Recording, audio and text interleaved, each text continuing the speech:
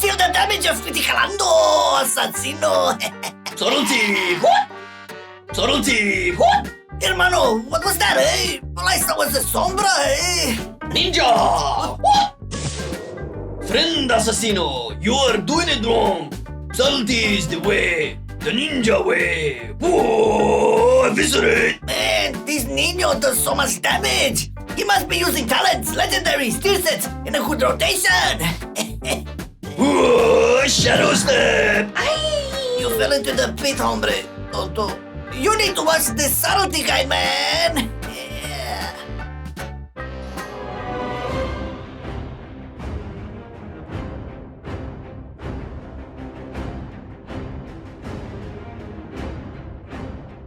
Before you go any further, how about a little like, a little subscribe, a little enable those notifications so that you can gain access to a lot of other videos that we do, because it's not just about class guides here on MarcelianOnline. So it would actually really help the channel out, get some, the videos to more people, and we would super appreciate it if you just take a few seconds to like and subscribe and enable those notifications, which is something you could have done by now like 5,000 times. Awkward transition. Starting your sub adventures, you will get the Weapon Master talent on the first row for every situation.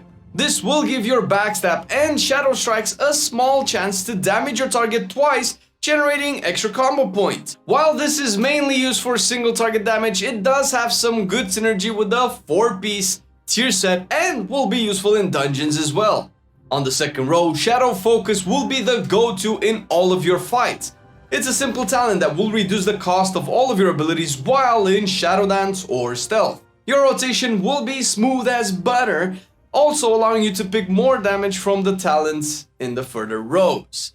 With high level gear, you can swap to Night Stalker in AoE when combo point generation won't be a problem. It will increase the damage of all of your abilities on top of some extra movement speed while Stealth or in Shadow Dance. On the next row, Deeper Stratagem will be your default pick for all content. It increases your max combo points by 1 and the damage of your finishers by a small percentage. You will hit like a truck, especially in AoE when you can instantly fill combo points with Shuriken Storm. The other options are not that bad, but they are very situational and usually won't overtake the stratagem. On the utility row, Cheat Death will save many lives from those hard mechanics and will help you cheese a lot of boss fights if used wisely. Talking about using wisely, Elusiveness, if used correctly, can bring more benefits. This will transform your Feint's ability into a good defensive one versus direct damage, but the energy cost will make you lose some DPS. On the level 40 row, all options are viable depending on the situation and will provide some good utility or DPS increase. Shot in the Dark will let you cast a free cheap shot when you enter in Stealth or Shadow Dance. This is very useful when you are low on energy, but you have to stun that mob and keep damaging after. Talking about stunning and damaging, your group will love you with Prey on the Weak. Now your cheap shot or kidney shot will put a debuff on your target and it will take extra damage from all sources. In Mythic Plus, depending on your group, you can also swap to Night Terrors. With it, your Shuriken Storm will apply a more reliable slow than crippling poison, allowing you to swap to Mind Numbing Poison. The second to last option, Enveloping Shadows, will be your one and only pick to tackle all content. Again, another rotation smoother that will give you one extra charge of Shadow Dance, and it will increase the cooldown reduction provided by Deepening Shadows. Unfortunately, the other options on this row cannot compete with this one, so they will hardly ever be taken. On the last row, Master of Shadows will be your pick in single target fights, but it is not a bad choice for Mythic Plus and AoE as well. It will give you some energy over time when you enter in Stealth or Shadow Dance, and you will need the energy when the Shadow Strike finishers come, or even if you plan on spamming Shuriken Storm a lot. Speaking of Shuriken Storms a lot, Shuriken Tornado and Tempest and Monsoon and Cyclone, yes, all of them, will help you in AoE. When activated, it will cast a Shuriken Storm every second for 4 seconds, freeing the global cooldowns for a lot of finishers, thus making your Venthyr heart melt when used.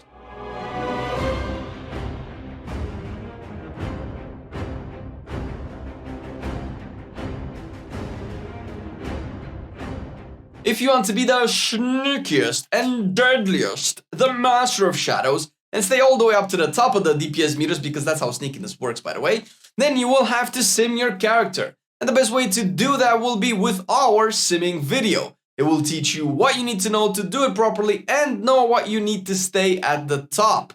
But check it after this video, of course, so, you know, we don't fuck up the algorithm, man, because we need the algorithm to work, man.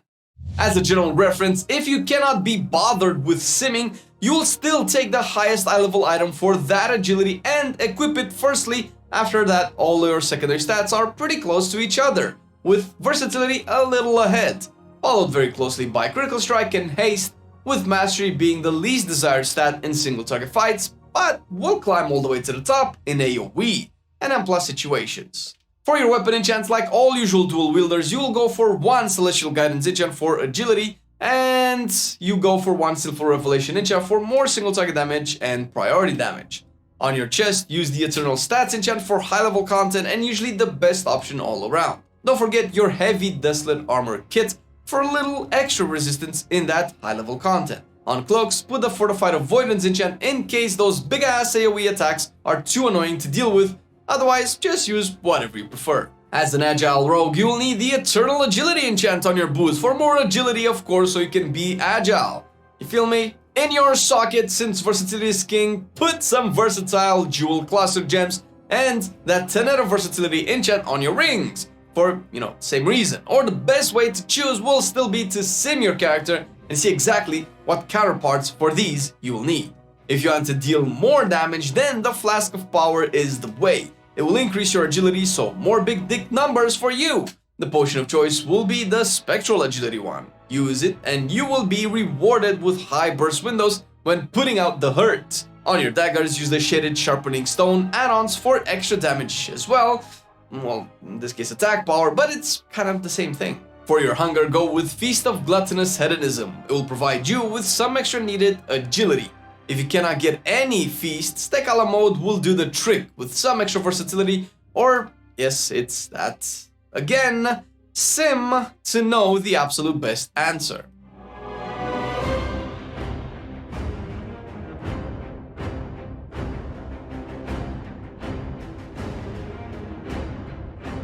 In 9.2, nothing much changed in your Covenant choices. The Vampy Venthyrs will still be very good overall, but will excel more in AoE and funnel fights. The Covenant ability is Flagellation, and this will deal some extra damage when used. On top of that, it will hit the target with extra damage for each of your combo points spent, and whenever it does that, it will increase your haste as well. The signature spell provided by the Venthyrs will be Door of Shadows, and will give you 1 extra teleport button. The chosen soulbind for this covenant will be the Mad Duke Theotar for all types of content. With his 3 potency conduits path, he will ensure the D in your damage is placed in an uppercase fashion. Firstly, the Soothing Shade will spawn an umbrella, and you will need to stay in it if you want that sweet mastery it gives. Next up, because of the 3rd potency conduit, you will have Token of Appreciation, so you can appreciate those beneficial spells sent to you and, you know, toss a shield in return. Next, you'll have a choice between 2 defensive traits, but if you can stay into the umbrella, just go with It's Always Tea Time, and you will heal and receive reduced damage taken during its uptime. Lastly, Party Favors will close the Duke's arsenal and will have you go to him in Revendreth to get this item for extra stat buffs. For those pure single target fights, or if your group really needs more single target damage in dungeons, go with the Kyrian Folk. Their Covenant ability will be Echoing Reprimands, being a nice mini game that will reward you with a 7 combo point finisher if done right. The signature ability will be Summon Steward that will bring you on top of the other things that he can do, the Phial of Serenity. This fine phial will have 3 charges that heal your ass and clear all of your diseases, poisons, curses, bleeds, almost all negativity. Should be called Phial of Copuinity. So smart. Your best Kyrian friend won't be blue this time, it will be Forgelight Prime Mechanicos, the Swole Owl. Again, with the 3 potency conduit path, you will have some notable traits to help you in battle, as those potency are very strong nowadays. Bronze Call to Action will be the first of those, and will summon Braun Cena, the WWE Undisputed Champion! to knock your enemies, damage them, or sometimes heal your allies. The next noticeable trait will be Soul Glow Spectrometer, and it will help you with the priority damage because of the stacking debuff of extra damage it provides on one target. The Effusive Anima Accelerator will finish Mechanicos' list and will attach a small AoE damage to your Covenant ability that will reduce its cooldown depending on the amount of enemies hit. When following the paths recommended by us, you will need some Conduits. The potency ones will come first, and if you are a vampire, Lashing Scars will be a must-have. With it, your flagellation initially will deal extra damage and gain some extra stacks. Next up, for pure single target, you will take Perforated Veins. It will give a stacking damage buff to backstab when you use Shadow Strike, making it a high priority spell at high stacks, even when Shadow Dancing. Continuing the single target trend, and even in AoE, Deeper Daggers will come in handy for the extra shadow damage they will deal. For AoE, you will want Planned Execution, so you can plan that Symbols of Death and not have to worry that you won't crit. If by any means you need a third potency conduit when you are not a Venthyr, or if you just don't like Planned Execution, then Stiletto Staccato can be a good option. With it, your shadow techniques will reduce the cooldown of Shadow Blades as well. As far as your endurance conduits go, Recuperator will be a must-have for that sweet constant healing it gives you while Slice and Dice is active. The second one to think about will be Nimble Fingers, reducing the energy cost of Feint and Crimson Vial, resulting in a little DPS gain when you need to use them a lot during a fight. If by any means you need a third one, the Condensed Anima Sphere will have your back, and again, a constant heal will be bestowed upon you if you take some consistent damage. In your finesse slots, Quick Decision will be the first one to consider, empowering your Shadow Step with less cooldown and more range. Very useful to dodge or get to a point faster. If you find yourself stunning a lot, Rushed Setup will help you not lose that much DPS, as it will again reduce the energy cost of your CC abilities.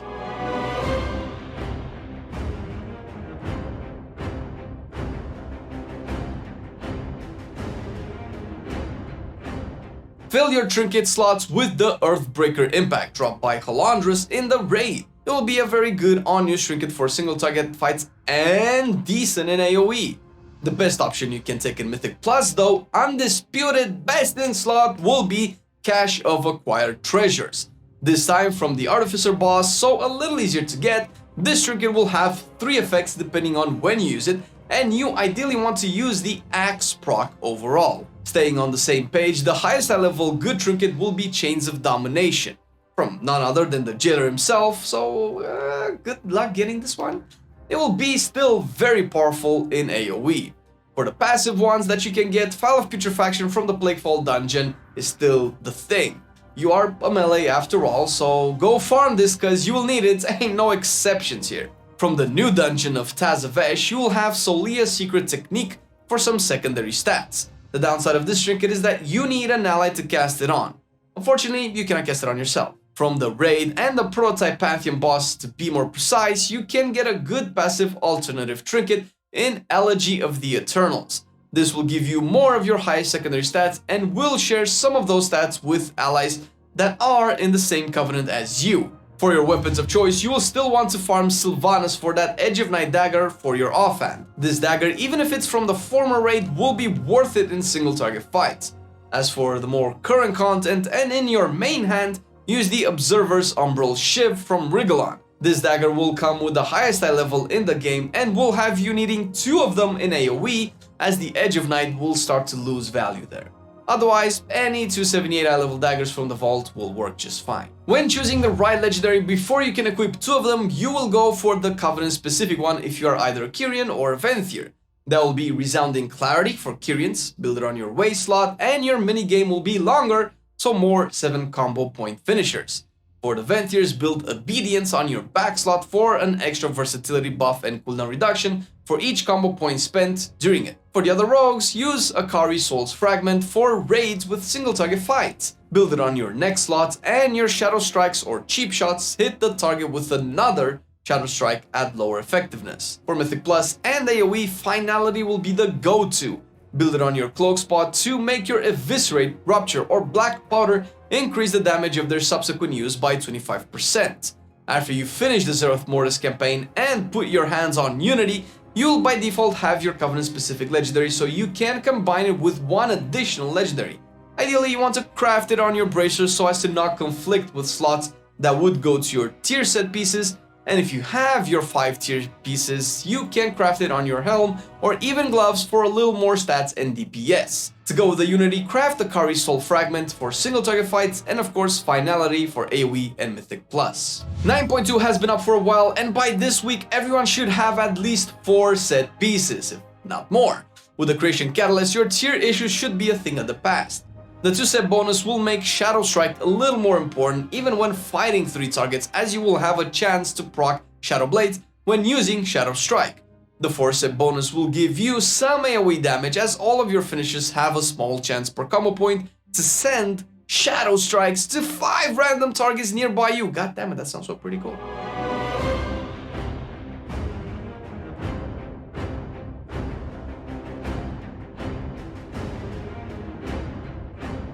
Your rotation will be changed a little by your tier set. When Shadow Dancing versus up to 3 targets, you'll still want to use Shadow Strike instead of Shuriken Storm.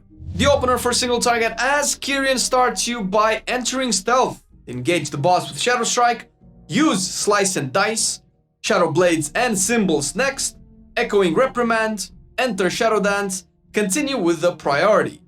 And said priority in single target starts with Shadow Blades on cooldown, Vanish on cooldown, Slice and Dice, and try to refresh it before Shadow Dance. Rupture, also use it prior to Shadow Dance. Echoing Reprimand on cooldown. Symbols of Death on cooldown. Dance if Symbols is up and you're low on combo points. Eviscerate next. Shadow Strike to generate combo points. Shadow Dance if you are about to overcap on charges. Backstab when out of Shadow Dance to generate combo points. For your multi-target opener as Venthyr, enter Stealth.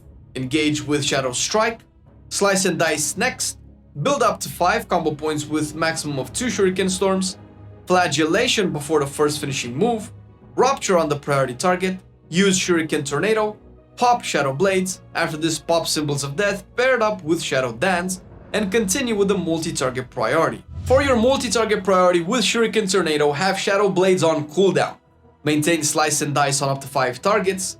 If you have 6 or more, just forget about it completely. Maintain Rupture on a maximum of 3 targets, Flagellation with 5 combo points, Shuriken Tornado next on cooldown if you are low on combo points, Shadow Dance and Symbols of Death, Shuriken Storm during Shadow Dance and on 4 or more targets, otherwise pop Shadow Strike, Black Powder to consume combo points on 3 or more targets, and Shuriken Storm to generate combo points outside Shadow Dance. To have a better understanding on how or when to use your generators and finishers, you can take this sequence in consideration when starting your sub-adventures. On single targets, generate combo points with Shadow Strike during Shadow Dance, with Backstab outside of the dance. Consume them with Rupture or Slice outside of Shadow Dance and Eviscerate during Dance. When you have 2 targets, you still use Shadow Strike during Dance, but Shuriken Storm outside of it with the same way of using your consumers. On 3 targets again, still Shadow Strike during Dance with Storm outside of it. As for your consumers, your Eviscerate will be used if you need more priority damage, otherwise Black Powder will take the spot. Also on more than 3 targets, you'll drop Rupture out of your rotation as well. With 4 or more targets, Shuriken Storm will be the main generator, and finish with Slice and Dice outside of Dance and use Black Powder overall. Lastly, on 6 or more targets, you will drop Slice and Dice and spam that Black Powder. All this and how to use the Deathly Shadows legendary pre-pull with Vanish swapping back to your normal legendary for more burst, or when to use Backstab more efficient with the Perforated Veins Conduit, you can find on the Ravenhold Discord. And on Ravenhold Discord you will find Whisper, one of the biggest brains, I think the biggest brains confirmed, on Rogue and especially on Sub if you want to learn the spec a little bit more and actually make sure you don't have any misunderstandings. He also helped us with the guide and making sure that we don't say something stupid, because to be honest, I have no idea what I just said for the past 20 minutes, man. Like, is even Sub-Rogue a real spec? I'm just kidding. But definitely check Ravenhold Discord and Whisper there out if you want to understand the spec more and you need more advanced tips.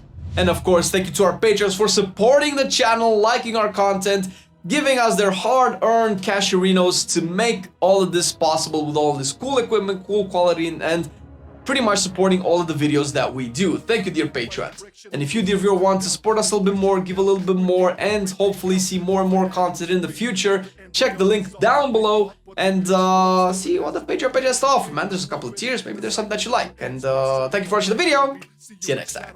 I've been loving it then, I still love it now. Still, I play WoW. Still, I play WoW. Getting better every day, let me show you how. Cause still, I play WoW. Still, I play WoW. It's getting harder to stay, but at the end of the day, it's a guilty pleasure, so just log in and play. Whether it's classical retail, I'ma do a /bow. Still, I play WoW.